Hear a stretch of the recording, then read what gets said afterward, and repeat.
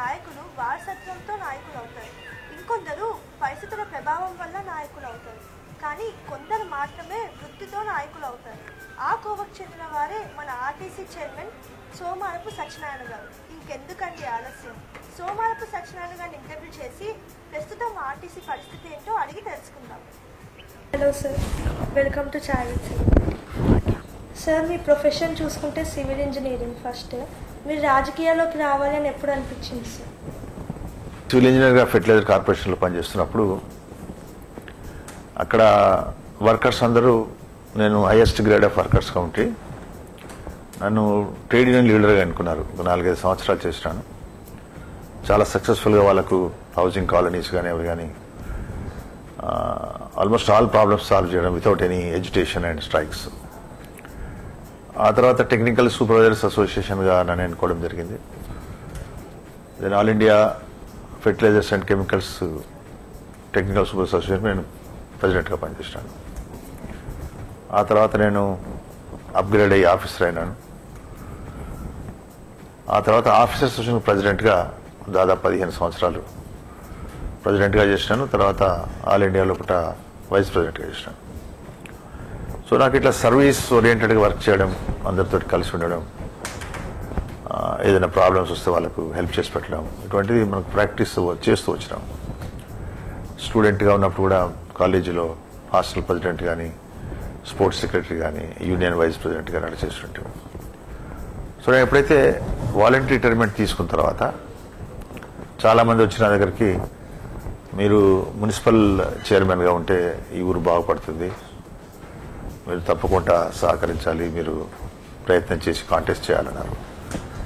అప్పుడు మాకు కొంచెం పొలిటికల్ బ్యాక్గ్రౌండ్ ఉంది. మా ఫాదర్ వాళ్ళతో కూడా పివి నరసింహారావు గారు ఎమ్మెల్యేగా పోటీ చేసిన, ముఖ్యమంత్రి అయ్యేంత వరకు కూడా మేమే వాటికి మేజర్ సపోర్టర్స్గా మంత్రిలో ఉంటుంది, మా స్వగ్రామ మంత్రి. కొంత పొలిటికల్ టచ్ ఉండే, కానీ but we're not gone into, we're supporting. ఆ తర్వాత వెంకటస్వామి గారు 2 సార్లు పోటీ చేసిన, వారికి సపోర్ట్ చేయడం యాజ్ ఏ యూనియన్ లీడర్గా, యాజ్ ఏ అసోసియేషన్ లీడర్గా ఆ ఎలక్షన్స్ మట్టుకు హెల్ప్ చేస్తుంటాం. ఆ తర్వాత పొలిటికల్గా ఎప్పుడు ఇన్వాల్వ్ కాలేదు. బట్ దెన్ అందరు రిక్వెస్ట్ వచ్చినప్పుడు ఎందుకు చేయవద్దని ఐ ట్రైడ్. అప్పుడు రాజశేఖర రెడ్డి గారు నాకు టికెట్ కూడా ఇవ్వడం జరిగింది. So I was elected as డైరెక్ట్గా ఫస్ట్ మున్సిపల్ చైర్మన్గా ఎలక్ట్ అయినాను. నేను సివిల్ ఇంజనీర్ కనుక మున్సిపాలిటీస్లో most of the subject civil ఇంజనీరింగ్కి సంబంధించింది ఉంటుంది. తర్వాత అడ్మినిస్ట్రేషను, ఫైనాన్సు, ఈ డిఫరెంట్ యాంగిల్స్ మీద నాకు పబ్లిక్ సెక్టర్లో దాదాపు 25 సంవత్సరాల ఎక్స్పోజర్ ఉండే. సో దాంతో ఆ అడ్వాంటేజ్ తోటి నేను చాలా మార్పు తీసుకురాగలిగినాను సిస్టంలోనే.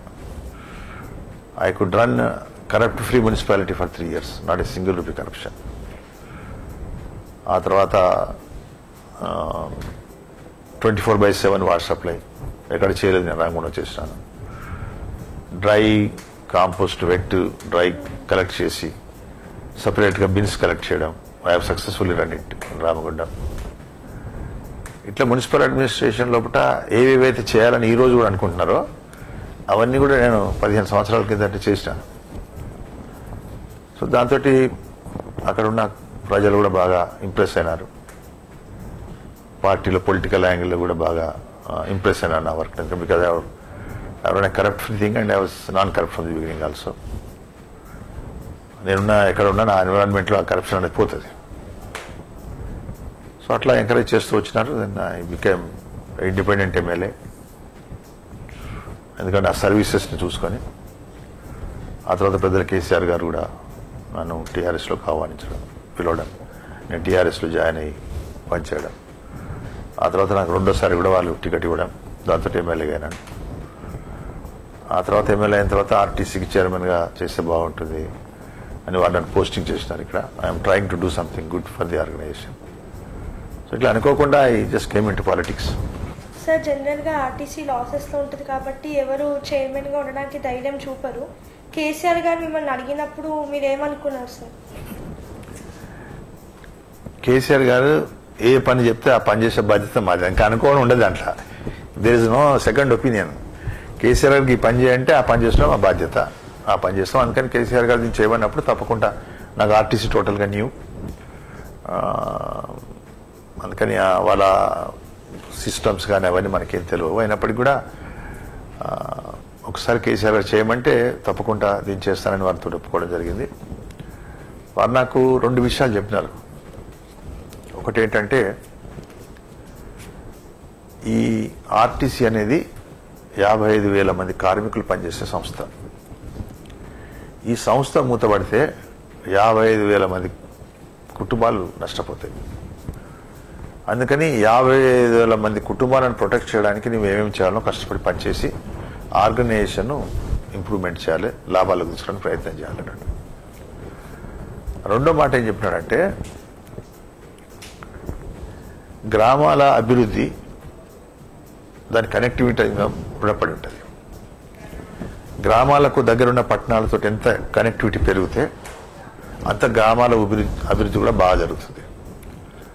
అందుకని గ్రామాల్లో పండించే కూరగాయలు కానీ, గుడ్లు కానీ, లేకుంటే పాలు, పెరుగు అటువంటి ఏమైనా ఉంటే అవన్నీ తీసుకొచ్చి పట్టణాలలో అమ్మి వాళ్ళకి కావాల్సిన సరుకులను పట్టణాల నుంచి కొనుక్కొని గ్రామాలకు పోవడానికి ఒక మంచి సౌకర్యం, బస్ సౌకర్యం అంటే మంచి చీపెస్ట్ సౌకర్యం. అందుకని ప్రతి పట్టణానికి, ప్రతి గ్రామానికి నువ్వు కనెక్షన్ ఇచ్చినట్టు చూడాలి. ఈ 2 విషయాలు నాకు బాగా చెప్తారు. యూనివర్సల్గా పబ్లిక్ ట్రాన్స్పోర్ట్ అంతటా లాస్ట్లో ఉంటుంది. ఎందుకు లాస్ట్లో ఉంటుందనంటే ప్రాఫిట్ ఓరియంట్గా మనం పనిచేయం, సర్వీస్ ఓరియంట్గా పనిచేస్తాం. రెండోది ఏంటంటే బస్సులో ఎవరైనా ఎక్కినా ఎక్కకున్నా వేరే సర్వీస్ ఉందనుకో, అక్కడ కిరాయి పడితేనే వాటికి పోతారు. నాకు కావాల్సిన ఎంత ఖర్చు అవుతుందో దాని మీద 2 రూపాయలు మిగులుతున్నాయంటే ఆ ప్రైవేట్ అయినా ఎవరైనా అడుగుతారు. ఇది గవర్నమెంట్ ఏం చేస్తుందంటే పబ్లిక్ ఒక ఫెసిలిటీ కల్పిస్తున్నది.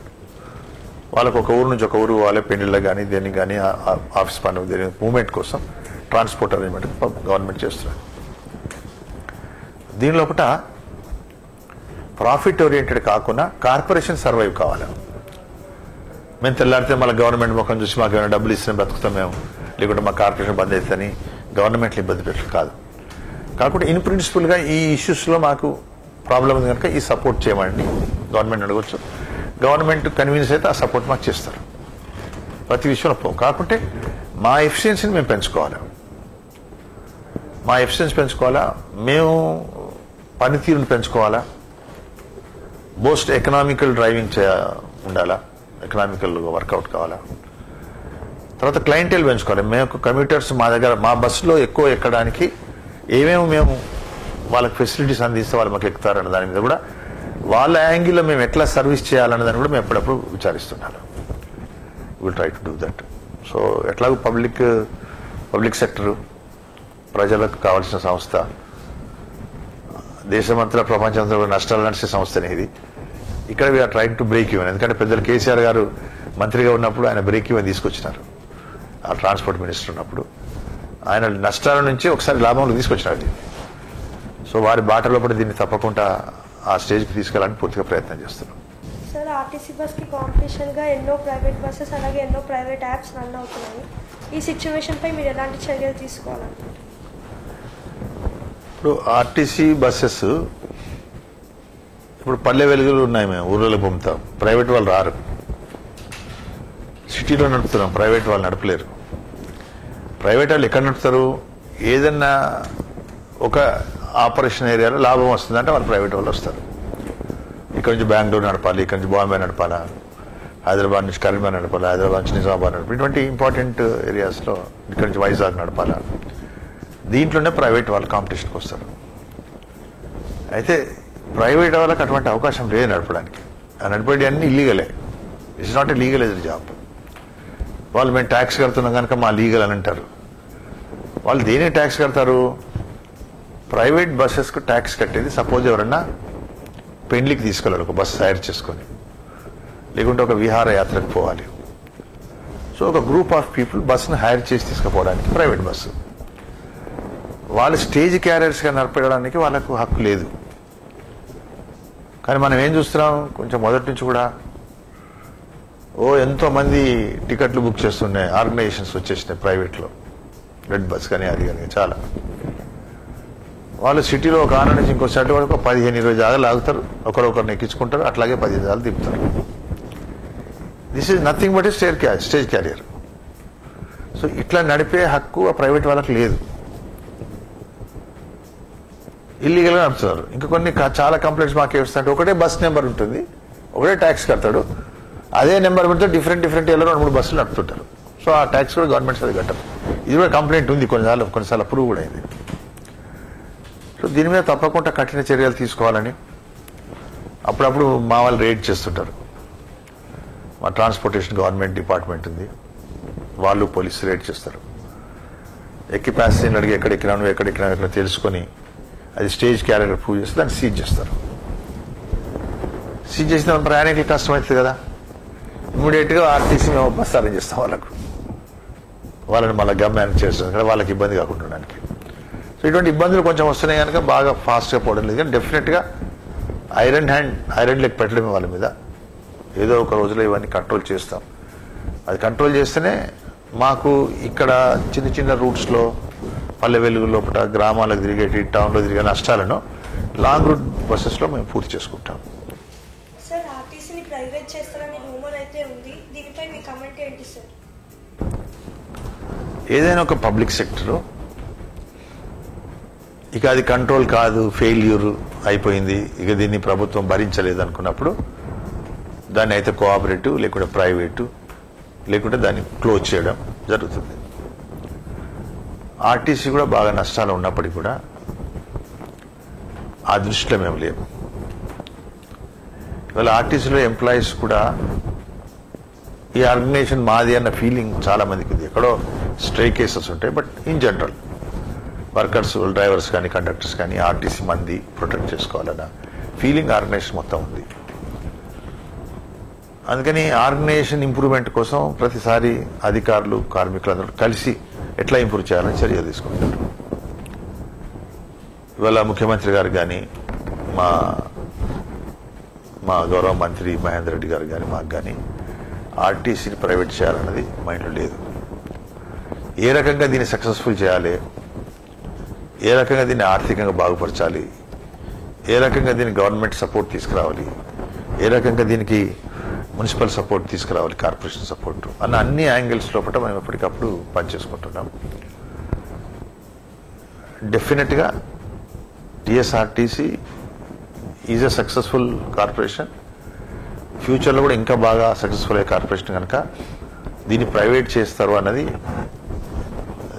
అది అబద్ధం. అది ఎక్కడో రూమర్స్ వస్తాయి కానీ it's not fact and it not be done. హైదరాబాద్లో ఎక్కడ చూసుకున్నా మెట్రో అనేది హాట్ టాపిక్. మెట్రోని ఆర్టీసీకి ఇంటిగ్రేట్ చేసే ప్లాన్స్ ఏమైనా ఉన్నాయి? డెఫినెట్గా చేయాల్సిందే. ఇవాళ ఆర్టీసీలో సిటీ లోపల దాదాపు every day 36 lakh people move అవుతారు. మెట్రో ఫుల్ కెపాసిటీనే 9 lakhs అని విన్నాను. సో మెట్రో తోటి ఆర్టీసీ ఇదైపోతుంది, ఏదో ఆర్టీసీకి బాగా గిరాకీ తగ్గిపోయింది అని అట్లా ఏం లేదు. మెట్రో ఏ రూట్స్లో కవర్ అయిందో ఆ రూట్స్లో కవర్ కాని ఏరియాస్ చాలా ఉంటాయి, దాంట్లో ఆర్టీసీ పనిచేస్తుంది.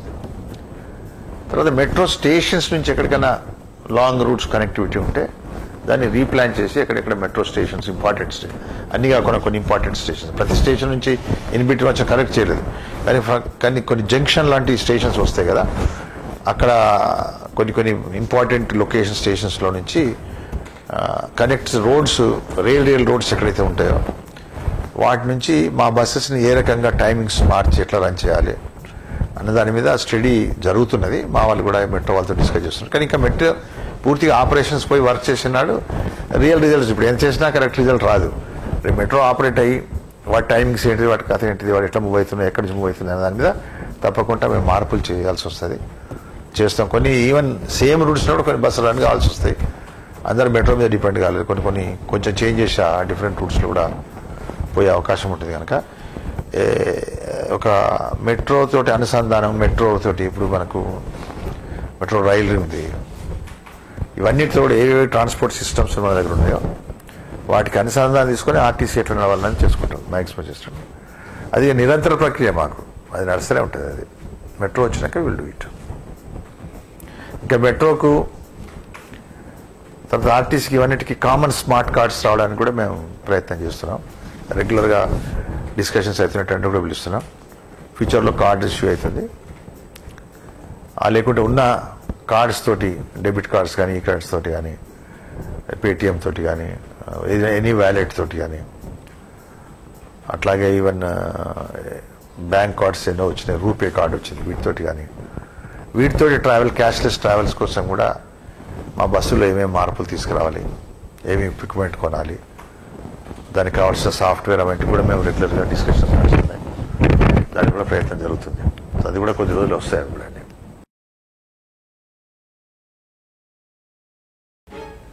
2019 ఎలక్షన్స్లో మీ అబ్బాయిని ఎమ్మెల్యేలాగా చూడొచ్చు. రకరకాలుగా మీడియాలో తీసుకెళ్ళట్లేదు, బదనాం చేయడం, అనుభవాలు కార్యక్రమాలు చేపట్టారు.